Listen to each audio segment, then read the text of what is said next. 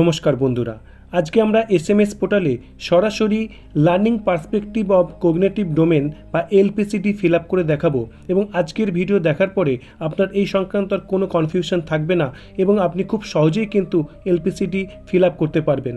তার পাশাপাশি আপনাদের ধন্যবাদ, আপনাদের সহযোগিতায় আমার পূর্ববর্তী যে হোলিস্টিক প্রোগ্রেস রিপোর্ট কার্ডের যে ভিডিও তাতে 50,000-এর উপর ভিউজ হয়েছে, তার জন্য আমি অভিভূত এবং আপনাদের সেই ভিডিওর লিঙ্ক অবশ্যই আবার আমি শেয়ার করব এই ভিডিওর কমেন্ট বক্সে।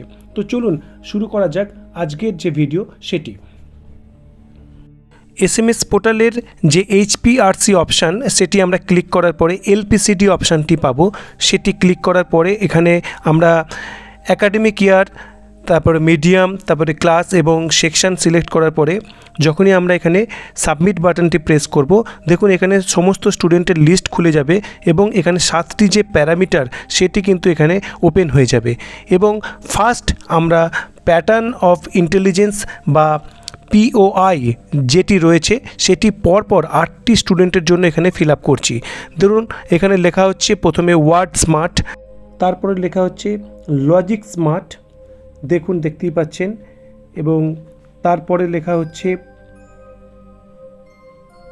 পিকচার স্মার্ট, এবং যারা ছবি বা এই ধরনের কিছু অঙ্কনে পারদর্শী তাদের জন্য। তার পাশাপাশি লেখা হচ্ছে মিউজিক স্মার্ট, যারা গান বা ইনস্ট্রুমেন্টাল এই সমস্ত বিষয়ে যারা পারদর্শী তাদের জন্য।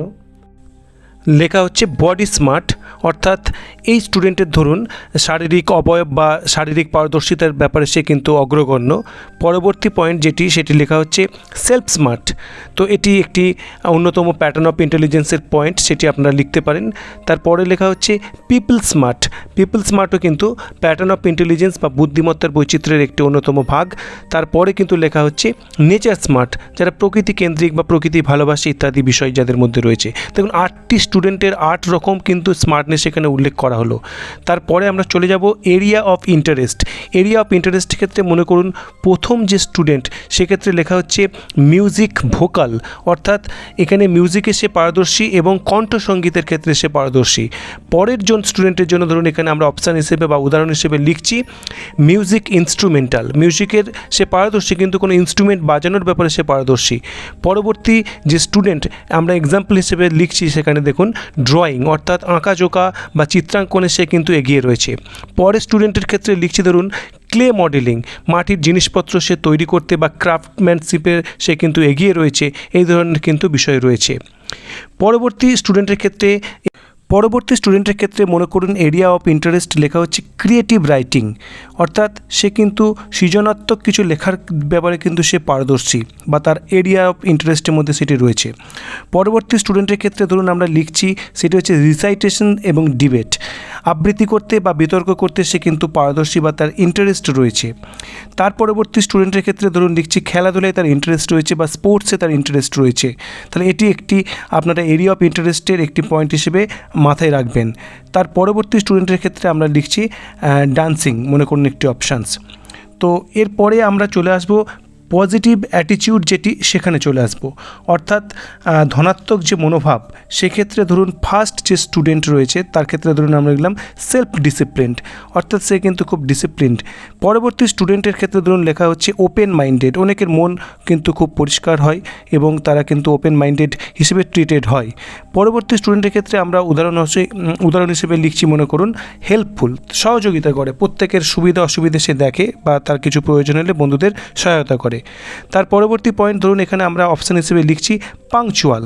তার পরবর্তী পয়েন্ট লিখছি অনেস্ট, অর্থাৎ তার মধ্যে কিন্তু সততার লক্ষ্য করা যায়। পরবর্তী পয়েন্ট হিসেবে আপনারা লিখতে পারবেন লিডারশিপ স্কিল, কোনো স্টুডেন্টের ক্ষেত্রে কিন্তু আমরা নেতৃত্ব দানের ক্ষমতা লক্ষ্য করে থাকি, সেক্ষেত্রে আমরা কিন্তু এটি একটি পয়েন্ট হিসেবে লিখতে পারি লিডারশিপ স্কিল। তারপরে কিন্তু হচ্ছে আমরা যদি একটা কোনো পয়েন্ট হিসেবে নিই সেটি হচ্ছে ক্রিয়েটিভ, অর্থাৎ সামগ্রিকভাবে সে একটি সৃজনাত্মক তার মধ্যে কিন্তু মনোভাব রয়েছে। তার পাশাপাশি রয়েছে ইন্টারেস্ট ইন লার্নিং, এটিকেও কিন্তু আপনারা পজিটিভ অ্যাটিটিউড হিসেবে কিন্তু একটি পয়েন্ট হিসেবে ব্যবহার করতে পারেন। তাহলে আমি আপনাদের কতগুলো পজিটিভ অ্যাটিটিউড যে পয়েন্ট সেগুলো কিন্তু শেয়ার করলাম। তার পাশাপাশি পরেরটি অর্থাৎ এক্সেপশনাল এবিলিটি, এক্ষেত্রে আমরা ধরুন বেশ কিছু উদাহরণ এখানে দেখাবো।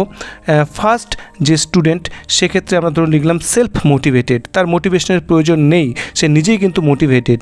তার পরবর্তী স্টুডেন্টের ক্ষেত্রে ধরুন আমরা লিখছি গিফটেড চিলড্রেন, তারা কিন্তু সব দিক থেকে এগিয়ে রয়েছে এবং পারদর্শী স্টুডেন্ট হিসেবে তারা ট্রিটেড হচ্ছে। তার পরবর্তী point adaptable in difficult situations, এটি কিন্তু খুব প্রয়োজন।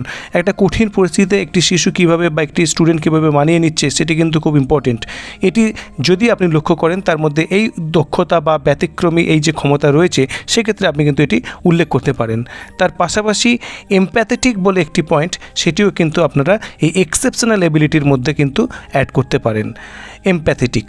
পরবর্তী যে রয়েছে এলপিসিডির, সেটি হচ্ছে এফওএ অর্থাৎ ফিচার্স অফ অ্যাংজাইটি। এখানে আমরা অ্যাংজাইটির বিভিন্ন ভাগ রয়েছে। ধরুন আমরা ফার্স্ট এখানে অ্যাংজাইটিতে আমরা লিখছি অ্যাংজাইটি ইন ম্যাথ।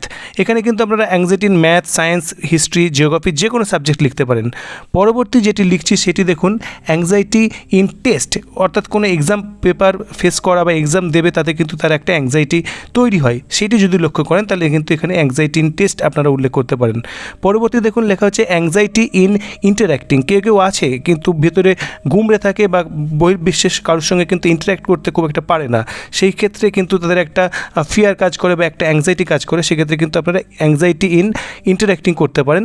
পরবর্তী ক্ষেত্রে দেখুন অ্যাংজাইটি ইন অ্যাটেন্ডেন্স, স্কুলে আসার ব্যাপারে তার কিন্তু একটা উদ্বেগ কাজ করে, ঠিকঠাক আসতে পারে না, বিভিন্ন বিষয় রয়েছে, আসতে ভয় পেতে পারে, বিভিন্ন কারণ তার থাকতে পারে, সেই ধরনের কিছু লক্ষ্য করলে কিন্তু আপনারা এখানে অ্যাংজাইটি ইন অ্যাটেন্ডেন্স লিখতে পারেন।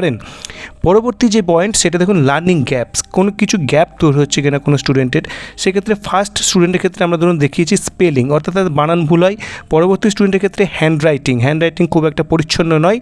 পরবর্তী স্টুডেন্টের ক্ষেত্রে আমরা লিখছি মনে করুন এখানে প্রোনাউন্সিয়েশন, অর্থাৎ উচ্চারণে তার কিন্তু সমস্যা রয়েছে।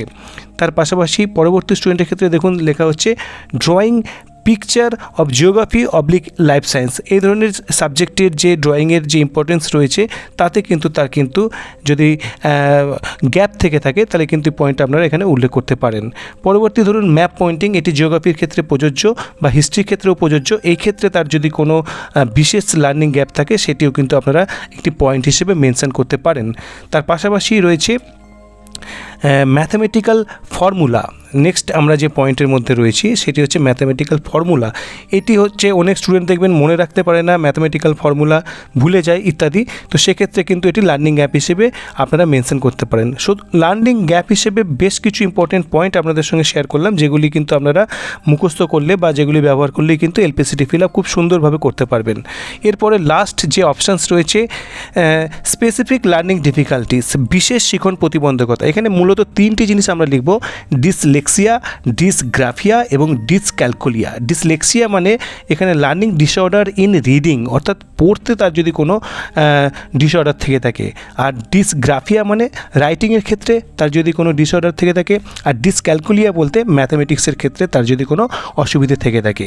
এইভাবে কিন্তু আমরা প্রত্যেকটি স্টুডেন্টের এলপিসিটি খুব সুন্দর করে ফিল আপ করতে পারবো। এরপর আপনারা এটি সেভ অ্যাজ ড্রাফট বা সাবমিট করতে পারেন। এভাবে কিন্তু আপনারা পুরো আপনার স্টুডেন্টদের জন্য কিন্তু এলপিসিটির যে কলাম সেগুলো কিন্তু ফিল আপ করতে পারবেন। তো আশা করছি আজকের ভিডিও আপনাদের অবশ্যই কাজে লাগবে। তো ভালো লাগলে চ্যানেলটি শেয়ার এবং সাবস্ক্রাইব করুন। ধন্যবাদ।